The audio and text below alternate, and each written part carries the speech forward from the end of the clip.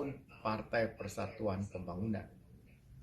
Tadi tausiah sudah disampaikan dan banyak nukilan-nukilan yang disampaikan terkait dengan yang diajarkan, diedukasikan oleh yang kita muliakan, Mbah Mun, yang luar biasa, saya kenal secara pribadi, dan tentu apa yang telah disampaikan tadi melalui Gus Baha mudah-mudahan menjadi satu knowledge, pengetahuan untuk kita mengembangkan dan membawa partai ini sesuai dengan amanat dan sesuai dengan tugasnya dan sesuai dengan cita-cita para pendiri partai. Ada 3 hal yang ingin saya sampaikan. Pertama, dalam kesempatan ini, bahwa tahun 2022 ini kita akan segera memasuki tahun persiapan pemilu 2024. Jadi tahun pertama ini. Saya ingin juga menyapa Duta Besar Republik Indonesia di Maroko, Pak Azrul Azwar, yang sedang ada di Rabat. Saya lihat di sini. Kemudian tadi juga ada Duta Besar Republik Indonesia di Kuwait. Saya ketemu tadi Ibu Lena, alhamdulillah.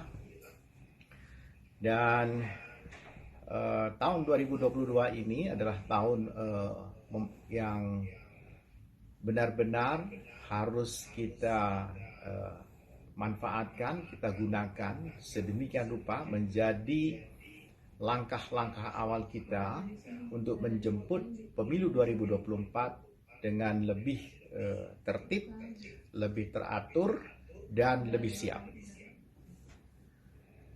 Seringkali kita kalau menghadapi pemilu itu seperti menghadapi ujian. Jadi kalau besok ujian, baru hari ini belajar. Atau kita mau belajar kalau ada pekerjaan rumah, ada PR, ada homework. Mulai tahun ini, saya berharap seluruh kader di tanah air, dari Sabang hingga Merauke, untuk benar-benar menyiapkan diri pemilu 2024, dan anggaplah pemilu 2024 itu adalah pemilu yang akan menentukan apakah kita masuk di sidit sebagai partai politik yang terpilih atau kita hanya akan menjadi kenangan dan sejarah. Itu penting sekali. Orang mengatakan bahwa awalan itu menentukan. Saya seringkali juga menyampaikan bahwa hasil tidak akan pernah berkhianat terhadap ikhtiar. Dan ikhtiar itu ditentukan dari awal. Jangan sampai kita berawal dengan sesuatu yang kita anggap enteng dan kita tidak serius. Jangan kita memulai sesuatu itu dengan ada kerikil di dalam sepatu kita. Jangan pernah ada itu. Kalau ada kerikil di dalam sepatu kita, kemudian kita tetap melangkah, kita akan merasa tidak enak terus sampai tahun 2024. Apa kerikil itu? Kerikil itu sekecil apapun ketidaksukaan, ketidaknyamanan, dan apalagi kalau membuahkan konflik-konflik kecil di antara kita. Jangan sampai itu ada. Perbedaan pendapat, perbedaan pandangan itu adalah kekayaan.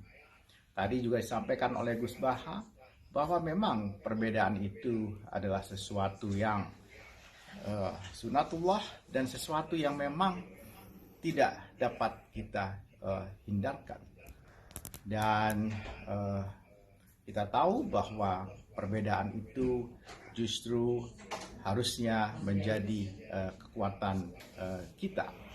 Perbedaan tidak berarti kemudian berakhir pada sengketa, pada satu konflik yang tak ada henti-hentinya. Kita telah lelah bertahun-tahun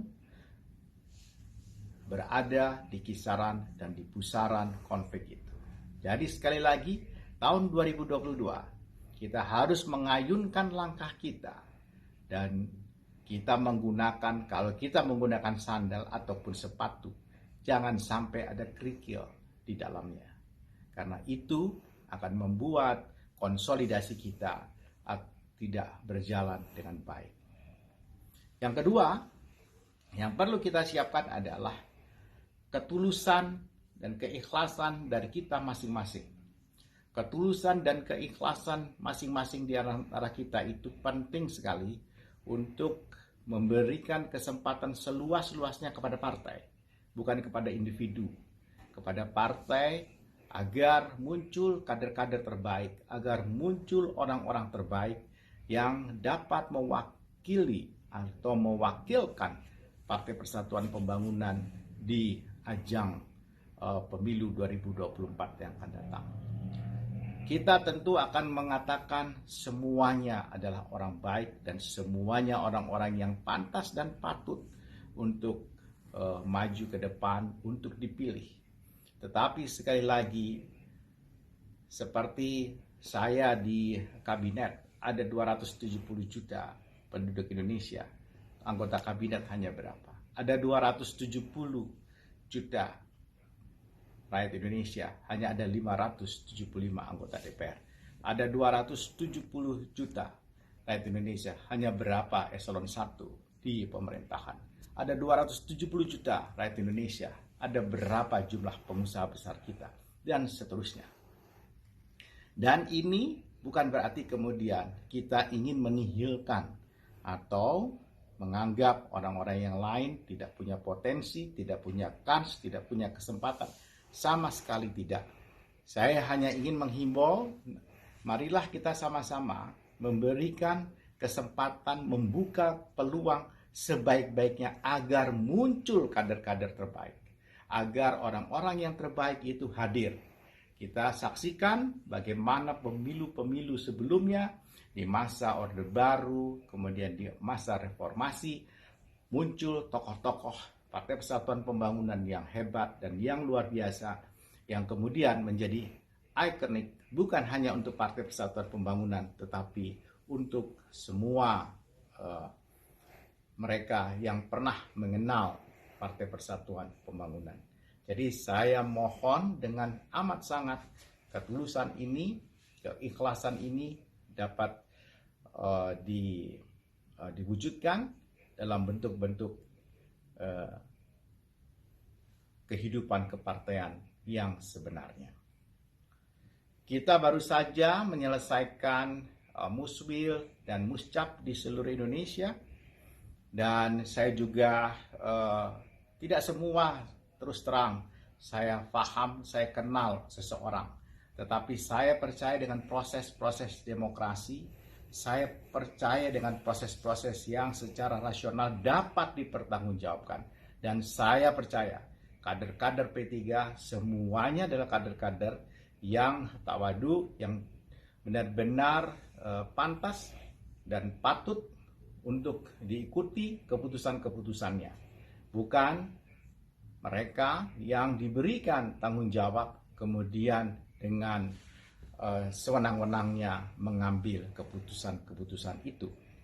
Jadi saya ingin mengucapkan terima kasih kepada semua kader-kader Partai Persatuan Pembangunan yang telah memilih para pemimpinnya di tingkat cabang dan di tingkat wilayah. Saya juga ingin mengucapkan terima kasih kepada mereka yang terpilih, yang dipilih untuk mengemban tugas-tugas mulia itu.